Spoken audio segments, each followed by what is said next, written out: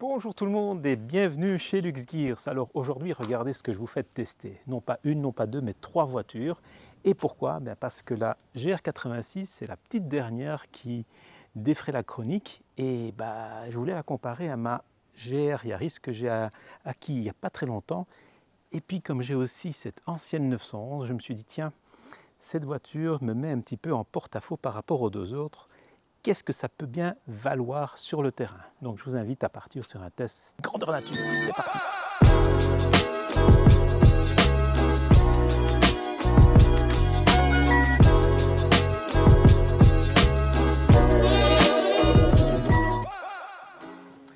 C'est parti! Donc voilà, je propose de commencer avec la GR86 puisque c'est la petite dernière, la toute nouvelle, et de découvrir qu'est-ce que cette voiture apporte par rapport aux anciennes. Il faut bien préciser que cette voiture, elle a un ADN, on va dire, de voiture ancienne, classique, parce que pourquoi? C'est une propulsion, moteur atmosphérique, boîte manuelle. Donc elle essaye vraiment de rester fidèle aux bases de la voiture de sport type GT telle qu'on la connaît. Donc allez, on ne va pas terner plus longtemps, c'est parti!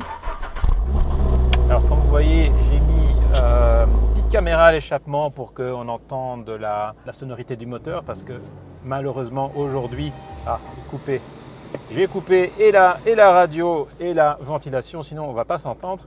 Donc je disais oui, la sonorité aujourd'hui, malheureusement ça se perd, hein. Les voitures ne sonnent plus bien du tout. Et on va voir ce que ça donne avec cette GR86.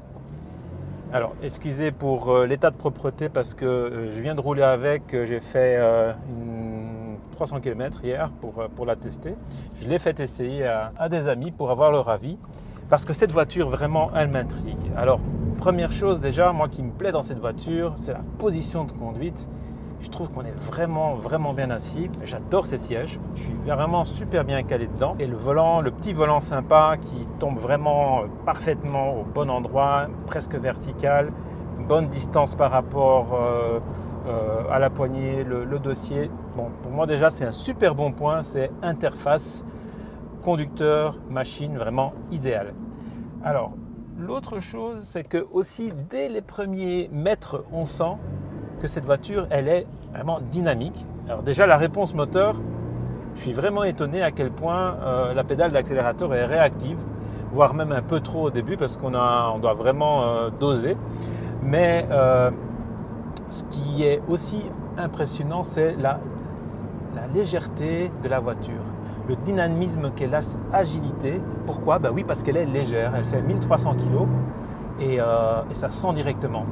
Donc ça, ce sont déjà des points essentiels qui me plaisent beaucoup avec cette GR86 qui, n'oublions pas, succède à la GT86 qui est sortie il y a 10 ans. Et donc si vous voulez voir cet essai, vous pouvez la voir sur ma chaîne. Je crois que c'est le plus ancien de mes essais. Vous allez d'ailleurs assez bien apprécier mon style de l'époque. Je vous conseille d'aller regarder, c'est assez sympa. Voilà. Sinon, alors, le moteur, il y a encore assez de couple. Je pense que la transmission, elle est assez courte, hein. Franchement, oui, parce que ça reprend très bien. Donc, ouais. La boîte. Alors, la boîte, elle m'a l'air assez précise. Elle verrouille bien. Le feeling n'est pas celui d'une boîte de Honda, je vous l'accorde, c'est pas ça. Mais je trouve qu'elle passe très bien, elle verrouille bien, elle est relativement précise, mais on n'a pas cette finesse, cette onctuosité des boîtes Honda. Alors, moi, ce que je propose, c'est de faire 3 fois le même itinéraire pour pouvoir comparer ces 3 voitures. Mais déjà ici, elle a l'air... alors ça tourne assez bien. Ouais, là, elle est vraiment incisive, elle est précise, ça me plaît vraiment beaucoup. Alors la boîte, bon, elle est froide, hein, ça accroche un tout petit peu, mais c'est sympa. Le moteur il sonne bien, ça c'est un bon point. En tout cas à l'intérieur il sonne bien parce que à mon avis ils font du sound emulation via les haut-parleurs. Donc la sonorité moi elle me plaît bien, ça sonne bien, vraiment sympa. Ah oui, c'est précis, c'est incisif, la voiture est agile, légère. Alors, elle va pas très vite, mais elle donne une sensation de vitesse. Et finalement, c'est assez sympa ce concept pour la route parce que effectivement, aller vite dans l'absolu, ça commence à devenir compliqué sur route parce qu'il y a les limitations. Et moi, j'en profite pour dépasser celle-ci devant. Ah oui, ça prend 7000 tours. Hein. Écoutez, le son, il est sympa.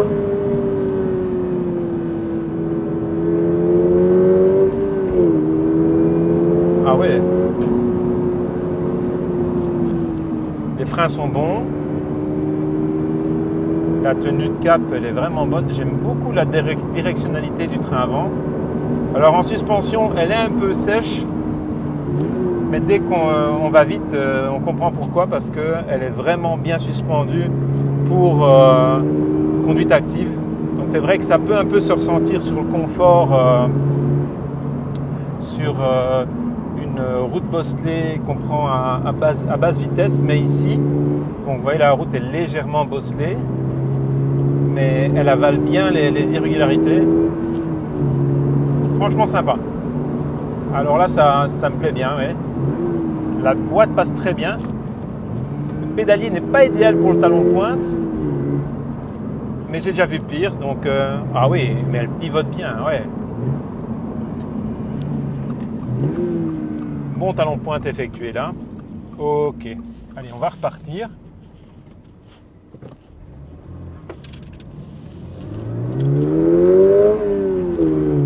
Écoutez, le son il est sympa. Hein.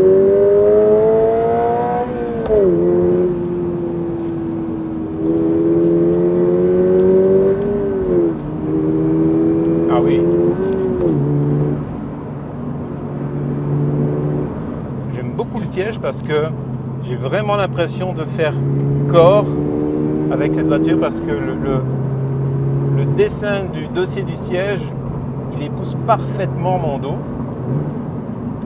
J'ai l'impression d'être dans un siège de McLaren et j'exagère pas franchement. Et moi j'aime beaucoup, alors comme j'ai dit, hein, position de conduite, ambiance de bord, oui j'aime assez bien cette ambiance de bord avec ce tableau de bord qui est assez rectiligne, assez vertical. Ça me plaît bien. Et puis le dessus qui est bien plat, comme ça on a une belle vision vers l'avant. Visibilité arrière c'est correct. Les places arrière, moi elles sont très limites, mais bon, elles ont le mérite d'exister. Et puis le coffre, je vous invite à aller voir mon autre vidéo descriptive de cette voiture en détail. Il est vraiment pas mal, il fait un peu moins de 300 litres, mais il a l'avantage de pouvoir rabattre les sièges, les dossiers des sièges. Et à ce moment-là, on a un coffre vraiment conséquent si on veut partir en voyage à deux. Oui, bon, évidemment, c'est du plastique dur.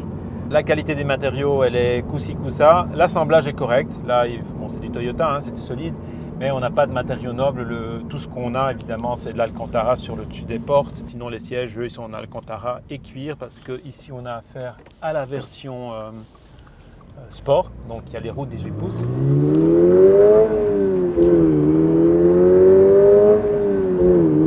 C'est sympa quand même, hein, franchement. C'est vrai que bon, ça n'a pas la longe d'un turbo. C'est vrai que le couple du turbo, ça nous emmène. Mais ici, en tout cas, on n'a pas le creux de couple qu'il y avait à l'époque sur la GT86. Donc, ils ont vraiment bien gommé ce problème. Donc voilà, je vais terminer ici cet essai de la GR86 pour passer sur la Yaris GR. On se retrouve dans la Yaris GR tout de suite. Ciao, ciao, ciao. Alors voilà, on rentre dans la Yaris et on se dépêche parce que la météo est occupée à tourner à l'orage. Alors déjà, première chose dans la Yaris, vous voyez la position de conduite, je suis beaucoup plus haut. C'est directement moins sportif que dans la GR86. Et puis vous voyez ici cette meurtrière, donc l'espace qu'il y a entre l'écran multimédia et le rétroviseur est assez réduit. Moi, ça ne me dérange pas trop parce que je ne suis pas très grand, mais les personnes qui sont grandes, ils ne voient rien quand ils tournent le regard vers la droite. Alors déjà, oui, position de conduite, les sièges sont bien, mais je préfère le toucher du dossier de celui de la GR86, il est un peu plus ferme, bien qu'il soit très similaire. Hein. Ça, franchement, je pense que c'est des sièges qui sont très proches. Mais voilà, le volant, oui, bah, du fait que je suis assis plus haut, je préfère celui de la GR86. Il m'a l'air, je sais pas, il m'a l'air plus petit, peut-être un peu moins gros au niveau de la jante. Ici, c'est un peu plus mou. Alors, sonorité moteur, rien à voir. Par contre, évidemment, le couple est là. Mais je dirais que la réactivité moteur sur la GR, elle est plus marquée.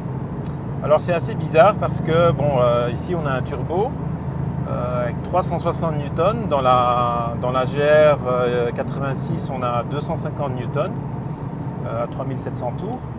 Mais voilà, la sensation de dynamisme en réaction pédale, ici, il n'y a rien à faire, c'est filtré. Hein. Donc, puisqu'il y a le turbo qui doit se mettre en route, vous voyez, ça met un certain temps. Donc, d'emblée, je dirais que l'environnement de bord ici dans la GR Yaris, bah, il est moins sportif. Hein. Il y a rien à faire.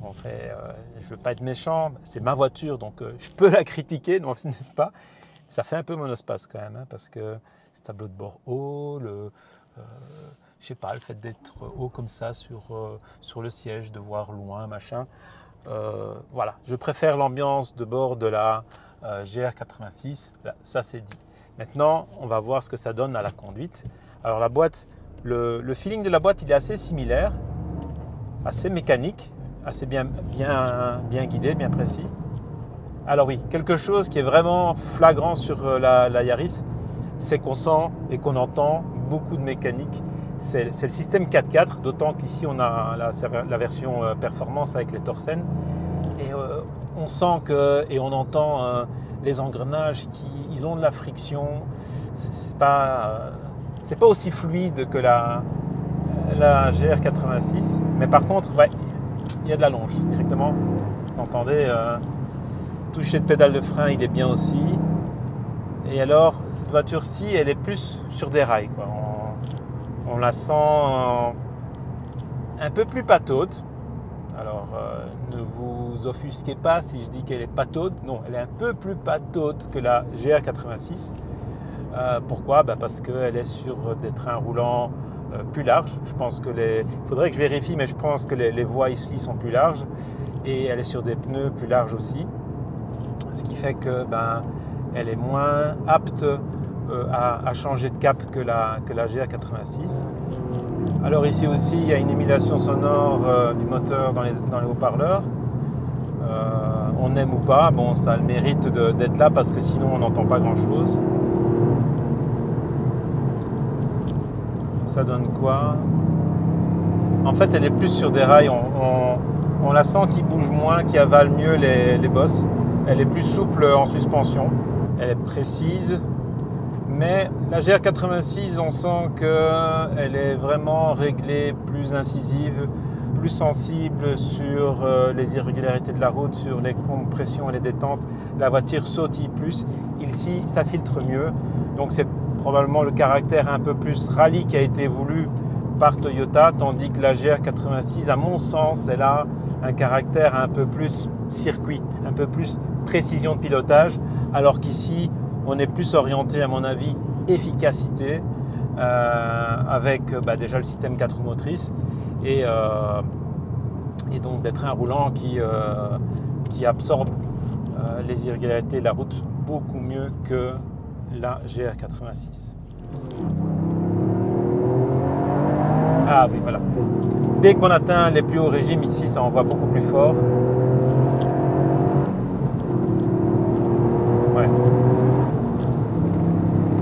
Clairement, c'est une voiture qui marche beaucoup mieux. Alors, est-ce qu'elle est moins fun que la GR86? Oui et non.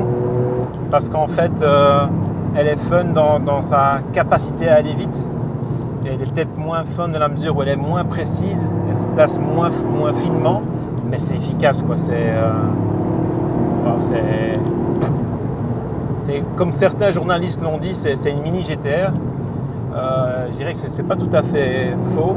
Alors ici, évidemment, la voiture étant une 4 roues motrices, on ne sent pas de mouvement de caisse, je dirais avant-arrière, quoi. Donc elle ne tourne pas autour de son centre d'inertie polaire. parce qu'elle est réglée stabilité, quoi. Ouais, c'est vraiment, ça accroche, ça c'est l'efficacité, voilà quoi. Et ça freine bien et ça pousse. Voilà, c'est efficace, ça freine, ça pousse. C'est moins fin que la GR86. C'est différent. Donc je ne pourrais pas choisir entre les deux honnêtement parce que ce sont deux voitures qui ont des philosophies différentes.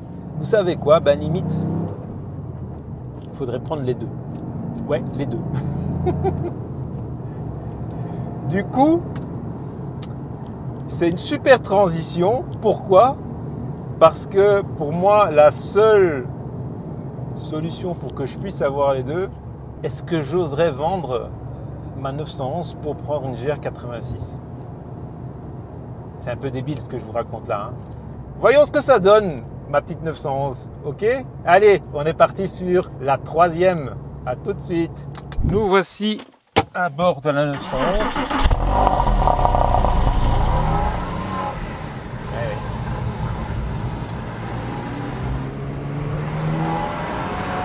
Pas besoin de parler là. Hein.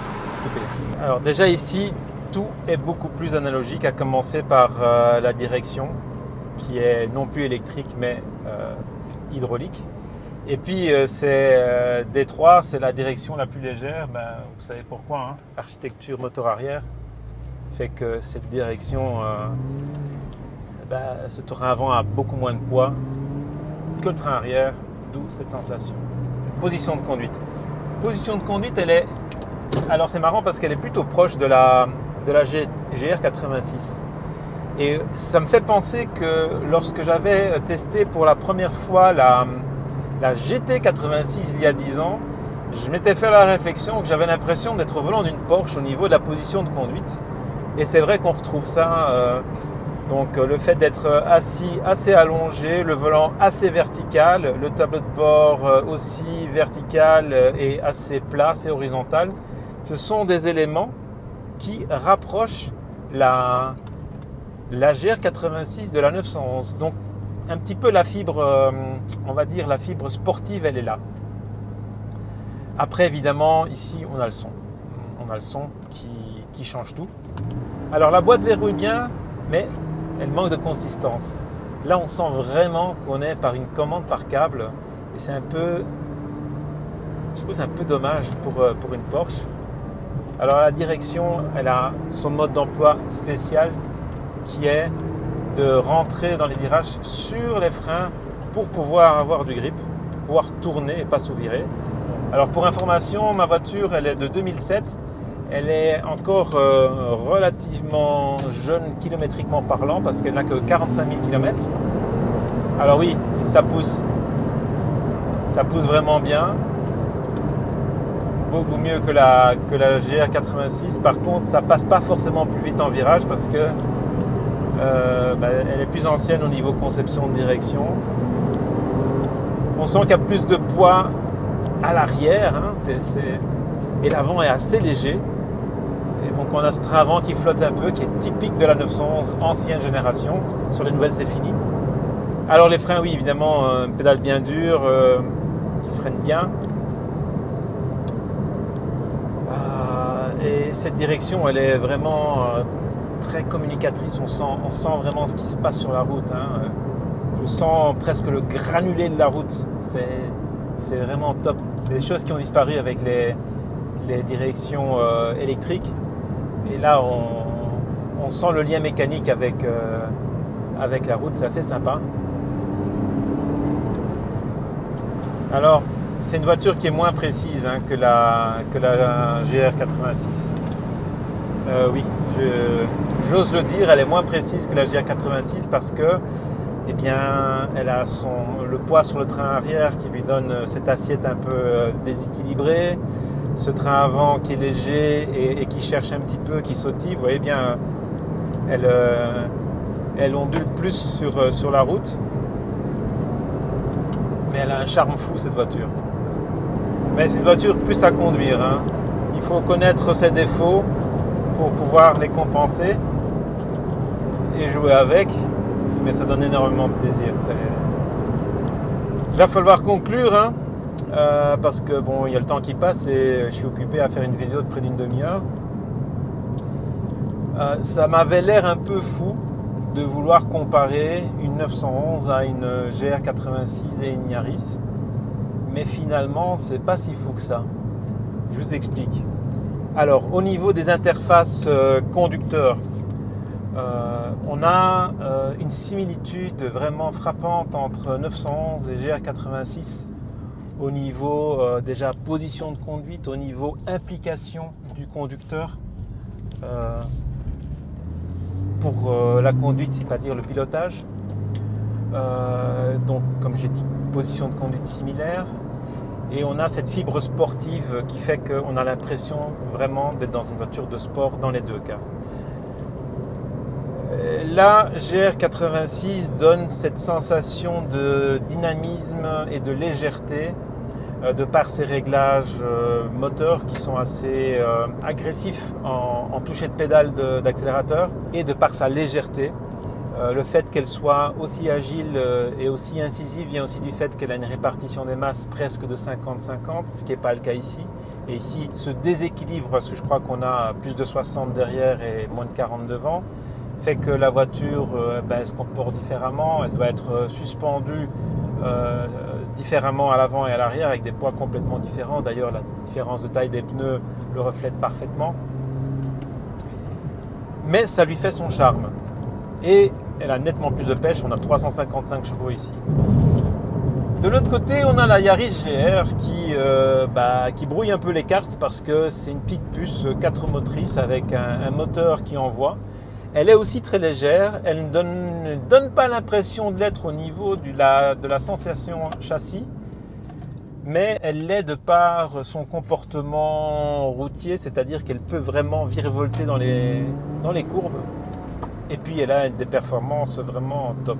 Donc je dirais que là, au niveau performance, la Yaris, elle donne beaucoup de fil à retordre à 911 et je pense que sur route comme celle-ci, elle est facilement devant parce qu'elle est super facile à conduire vite. Cependant, elle n'a pas la saveur des deux autres. Et je crois que c'est là qu'il y a toute la différence. La Yaris, on a un outil qui marche très fort, qui est capable de tenir la dragée haute, je dirais, à quelques supercars sur la route, mais qui n'en a peut-être pas la saveur et la finesse parce que c'est un 3 cylindres, parce qu'elle n'a pas de sonorité envoûtante et qu'elle a une position de conduite de compact, quoi, un peu typé monospace. Donc voilà. Au final, laquelle choisir, je serais bien embêté de devoir vous le dire parce que je ne sais pas. Je les aime toutes les trois. Je mettrais, un petit coup de vent, la 911 globalement, suivi de très près par la GR86 au niveau du feeling de pilotage, de l'implication du pilote. Et je mettrais la Yaris en deuxième aussi, en ex-aequo avec la GR86, mais par rapport à ses performances. Donc vous voyez, c'est presque match nul, mais bon, mamie, elle est toujours là. La 911 997, c'est une voiture qui est là pour durer. C'est la 911, la dernière 911 moderne des puristes selon moi, parce qu'elle conserve cet ADN 911 qui est ce déséquilibre du châssis qui fait qu'elle est passionnante à piloter.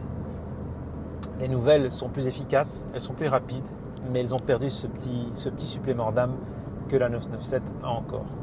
Donc voilà, je vais conclure là-dessus. J'aimerais bien avoir vos commentaires. Bon, maintenant, c'est très difficile de se prononcer si on n'a pas essayé les trois. Moi, personnellement, c'était assez compliqué avant de les avoir essayés. Et puis maintenant, ça l'est toujours dans ma tête parce que j'ai toujours pas pris de décision. Et je me dis que finalement, je garderai peut-être bien la 911 et la Yaris. Sur ce, au revoir, à bientôt, à de prochaines aventures. Et surtout, s'il vous plaît, n'oubliez pas les abonnements, les commentaires et les likes. Ciao, ciao, ciao, ciao, ciao. Ouh. Allez mamie, vas-y, donne. Écoutez. 7000 tours. Ouh.